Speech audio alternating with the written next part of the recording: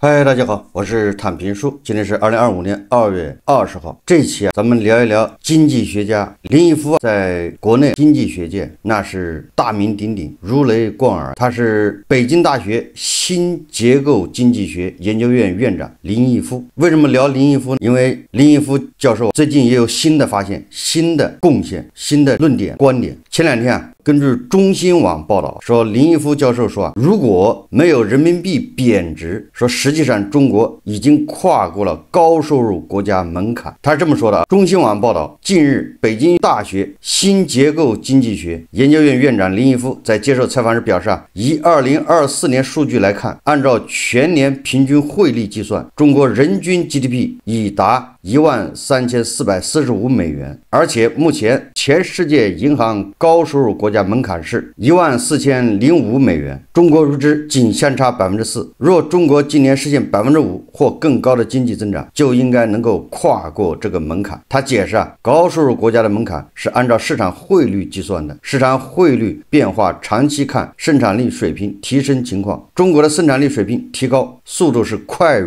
发达国家的。大家看视频。那我们经济可以保持比美国更高的增长，生产力水平可以提高的速度比美国更快。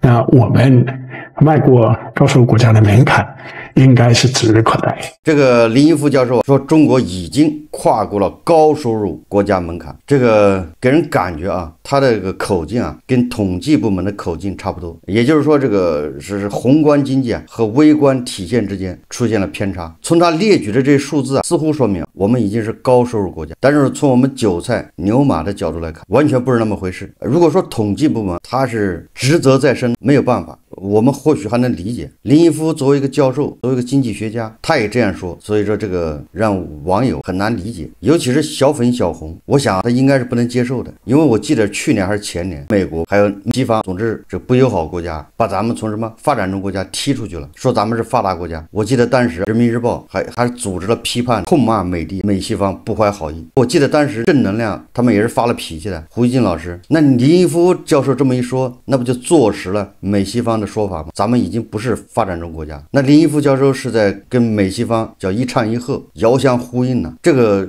是不是幺四五零？所以有点乱。从整个状态来看，我不觉得咱们这个韭菜牛马已经跨过了高收入门槛。林毅夫这种说法是高级黑，某种程度上他是在拉仇恨，就是他一面向你描述咱们是多么的富强，多么的富裕，收入是多么的高，一面你自己要感受你很穷，你日子过不下去，你要跳楼，你要断供，你按揭还不起，你的收入工资下降，你要失业，一边他给你描绘我们已经是高收入国家，那这个他不就是想激化矛盾吗？大家想一想，是不是林毅夫是起到这个作用？某种程度上按正能量，按这个小粉小红的说法，那林毅夫教授那就是给境外敌对势力递刀子，那就是他就挑拨韭菜和国家之间的关系。你看国家这么富，说你们那么穷，什么原因？林毅夫教授经济学家这个时候应该多体谅政府的难处，多说政府不容易，没赚到钱，你们穷，那政府更穷，政府的勒紧裤腰带过日子都过了5年了。林毅夫教授他不这么宣传，他非说我们是高收入国家，本质上就是增加不稳定，就是拉仇恨，就是想激化矛盾。乃韭菜牛马人肉电池，就对这个咱们是第2大经济体，完了之后咱们还过得这么憋屈，这么累，这么卷，压力这么大，本来就不满。这林毅夫教授这不就是火上浇油吗？还是建议有关部门来好好查一查林毅夫教授什么来头，这是什么目的？虽然林毅夫教授他没有说咱们是轻产式遥遥领先，但是我看也快了。他这个说法也很有意思他加了个如果没有人民币贬值，实际上中国已经跨过了高收入国家门槛。这如果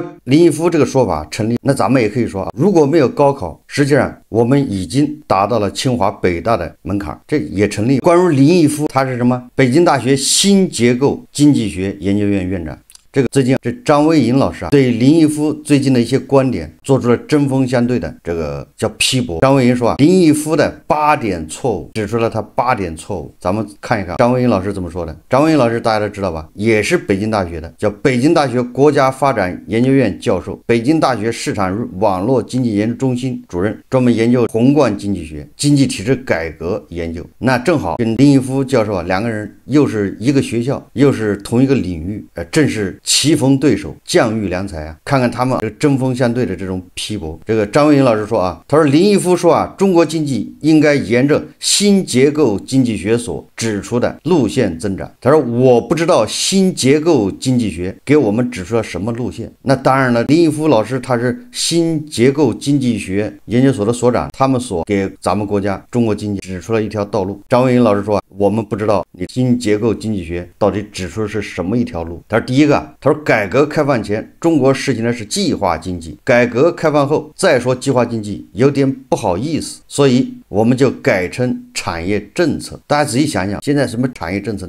不就是计划经济吗？不就是一只看不见的大手在调控吗？昨天咱们节目说了，这个新加坡的联合早报人家说 DeepSeek 的崛起不是给美国敲响警钟，是给咱们自己敲响警钟。技术的革命，这种创新不是你规划能规划出来的。张维迎老师说啊，产业政策其实是穿着马甲的计划经济。自上世纪80年代以来，中国产业政策失败的例子比比皆是，成功的例子凤毛麟角。这一点连林毅夫本人也不否认。中国经济持续存在的结构失调、产能过剩，哪一个不是政府产业政策主导的结果？第二点啊，林毅夫等人认为，尽管所说的产业政策是失败的，但不能由此就认为政府不能制定正确的产业政策。关键不是要不要产业政策，而是制定什么样的产业政策。张维迎老师说啊，这种观点很类似上世纪80年代有人捍卫计划经济的观点，不是计划经济本身不好，而是我们没有把计划经济搞好。林毅夫等人所希望的正确的产业政策，过去没有，现在没有，未来也不会有。实际上，你只要搞计划经济，你搞产业政策，根本上就是否定了市场在资源配置中起的作用，甚至有劣币逐良币的嫌疑。你有政策，那别人为了套取你这政策红利，就不择手段。第三个说，拥护产业政策的人一般有一个隐含的假设，就是技术进步和新产业是可以事先预见的，因而是可以计划的。但这个假设是完全错误的。杭州市政府在春节之前打死他也不知道他们能搞一个让全球震惊的人工智能大模型。你别说这个 DeepSeek 技术怎么样，总之它是不是搅起了一潭这个春水，全世界都为之惊呼。那你说杭州市政府他规划过这个吗？他也没想到，新技术新产业不是规划出来的，它是纵观人类产业发展史就会发现，创新和新产业都是不可预见的。我们现在讲到某一个时期某一个产业发挥了多么重要的作用，全部是事后诸葛亮式的总结。30年前没人预料到今天的新兴产业，甚至20年前也没人预料到。同样，我们今天也没有办法预见20年、30年之后哪些产业、哪些技术是最为重要的。我们没有办法对新产业、对创新做任何规划。实现创新的唯一途径就是经济试验的自由，而不是通过所谓的产业政策将自己锁定在预定的路径上。这个咱们很多人一举例子你就明白了。那20年前谁会想到，对吧？连乞丐他都要与时俱进，乞丐都要不到钱了。乞丐你的整个二维码，你说20年前谁想到过？1000年的乞丐这个行业，那都不是要钱吗？或者要口吃的？侠之大者是为国为民，乞丐守襄阳。现在连乞丐你要不整个二维码，你要不到钱。那你说这是谁规划出来的？没人规划。同样的啊，网约车、外卖、支付都不是政府规划的，政府刚开始只是默认闭着眼。大家知道吗？淘宝的支付宝刚出来的时候，同时期有很多人也跟马云学。支付宝最大的一个问题是什么呢？你没有不好认定它，按当时的环境那个政策，那支付宝可以认定为非法吸储、非法集资，那是在严厉打击范围之内的。你以为它是有一个7天叫付款吗？你用户买了之后，你会把钱付给淘宝了，就是支付宝里面，支付宝是7天之后把这钱付给商家。他这个逻辑是对的，我得确认这个用户拿到货了没问题，我再把钱交给你商家，他这个业务逻辑也成立。因为支付宝起到一个担保作用，万一用户把钱给商家直接付了，商家不发货，或者商家发个假的，这有投诉等等，平台没办法处理，所以平台就相当于个中间人，你把钱先给我，这个业务确实这么设计的，所以它有合理性。但是啊，正因为这7天，所以支付宝就会沉淀大量的资金，这个资金就形成一个就资金池。我记得以前我们讨论支付宝的时候，它的资金池只有400亿，那时候淘宝还没搞多长时间，就有400亿的沉淀资金。你说他拿着400亿挪用了，如果钱回不来暴雷，这是多大的一个事。当时有很多头脑灵活的看到了人家支付宝这么干，我也这么干，大家自己查一查以前的新闻，很多人被抓。马云说了啊，要抓就抓我，大家可以查一查，这是马云自己的豪言壮语，因为马云自己知道这是涉嫌犯法。你说政府怎么可能规划这玩意呢？政府就是睁一只眼闭一只眼，没有去管它，所以现在出来这么一个产业。如果当时政府严厉打击，那支付宝就歇菜了，电商这个行业恐怕也没有。马云那个支付宝，我记得他当时招的支付宝那里面的什么法律风控都是那个强权部门挖过去的，什么处长什么局长为他保驾护航。我说这个什么意思呢？这当时是犯法的，那政府怎么可能规划这玩意儿？政府只是，我记得当时人行说话根本管不了，他也不想管，他一管那电商行业死了，淘宝就不存在了，他不管吧也涉嫌非法集资，所以只能找支付宝找马云谈话，你得约束好自己。后来才出现马云把支付宝的股权全部给夺了，后面央行发支付牌照，就正式认可这种模式。我想大家都有印象。举这个例子就是想说明很多产业现在翻天覆地变化的这产业都不是你规划出来的。如果非要说有个行业是规划的，那就是新能源行业。但是这个新能源行业正因为是政府补贴，政府在规划，是不是你除了在国内，你只要走出国门，是不是到处在对你喊打喊杀，都在给你加关税？人家理由就是你这是有产业补贴的，我们的汽车行业没有补贴，我怎么可能打得过你？张文英老师说第4点，说产业政策意味着我们把有限的资源，人力的、物质的投在政府选定的优先目标上，这实际上是一种豪赌，连盲人摸象都谈不上。不能想象政府官员对未来技术和产业的判断比企业家更敏锐。一些政府官员确实很有企业家精神，但总体来讲，政府官员要比企业家在创新方面更为迟钝。当政府官员认识到某种技术的重要性的时候，这种技术基本上已经过时了。凡是政府能看到的，自由市场的企业家早就看清楚了；凡是自由市场企业家没有看清楚的，政府更看不清楚。第5个，我们不要以为有专家帮助，政府就可以制定出成功的产业政策。说专家能够说出来的其实都是硬知识，不是至关重要的软知识。对于未来的判断而言，专家是没有任何优势的。专家决策和官员的拍脑袋决策不会有本质的区别，甚至可能更糟糕。这个张文英老师说，推荐大家读一读威廉·伊斯特利的《威权政治》，说作者曾任世界银行经济学家。这本书讲的是要警惕技术专家的暴政，这也是米塞斯和哈耶克多次告诫我们的。技术专家以为只要一个国家的威权政府接受了他们的建议，这个国家的经济能得到很好的发展。为了实现他们宏伟蓝图，他们通常会忽视个人权利，特别是穷人的权利。事实证明，他们所推崇的发展计划很少成功。第6一点，这个张文英老师说，产业政策通过对不同产业、不同企业在市场准入、税收和补贴、融资和信贷、土地优惠、进出口许可等方面区别对待，就创造出权利，这必然导致企业家和政府官员的寻租行为。从实际看，无论是产业政策的制定过程，还是产业政策的执行过程，都充满了一系列的寻租活动。一项特定产业政策的出台，与其说是科学和认知的结果，不如说是利益博弈的结果。结果是得到政策扶持的企业家通常并不是真正具有创新精神的企业家，而是套利者和寻租者。你只要有政策红利，那人家就是冲着你这红利去的，他不是真的去搞创新。芯片基金不就是这样吗？这张文英老师说啊，新能源补贴就是一个典型的例子。这不难理解，大笔从政府拿钱的企业并没有做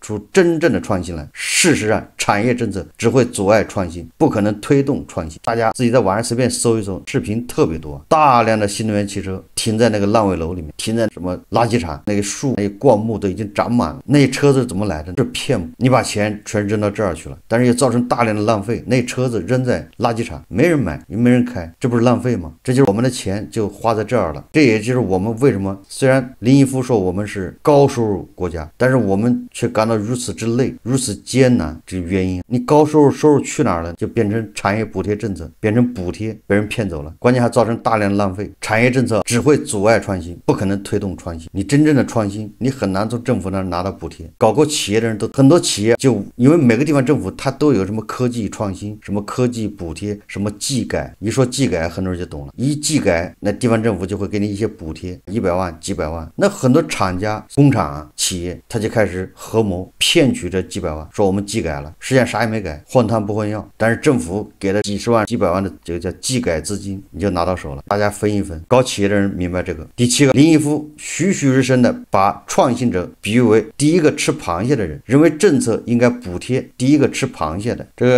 这张维迎教授说，我没有考察过人类吃螃蟹的历史，但我相信第一个吃螃蟹的人一定是因为自己想品尝美味佳肴的冒险冲动，而不是因为政府和其他什么人补贴才吃螃蟹的。林毅夫完全低估了企业家的冒险精神，企业家承担风险是出于信念和愿景，而非计算。凡要靠政府补贴才愿意去创新的人，充其量只是个寻租者，根本就算不上企业家。确实，我们想象一下，这个伟大的企业家，他都有理想信念，都有愿景。第8一点说，要实行产业政策，就不可能有一个公平的竞争。说，当你给某一些行业某一些特殊优惠、特殊的照顾，这些企业可以做，那些不可以，这就完全破坏了公平竞争。产业政策一定会破坏公平竞争，尤其破坏国有企业和民营企业之间的公平竞争。某种意义上，产业政策是保护国有企业，保护一部分企业，而使得另一部分企业处于不利的地位。过去40多年啊，中国从一个贫困潦倒的国度成为世界第2大经济体，无疑得益于市场的力量。在市场被污染、污名化，甚至遭遇前所未有的危机的当下，是否真正理解市场的力量，既关乎我们的财富，更关乎我们未来的命运。没有任何时候比现在更需要捍卫市场经济。在许多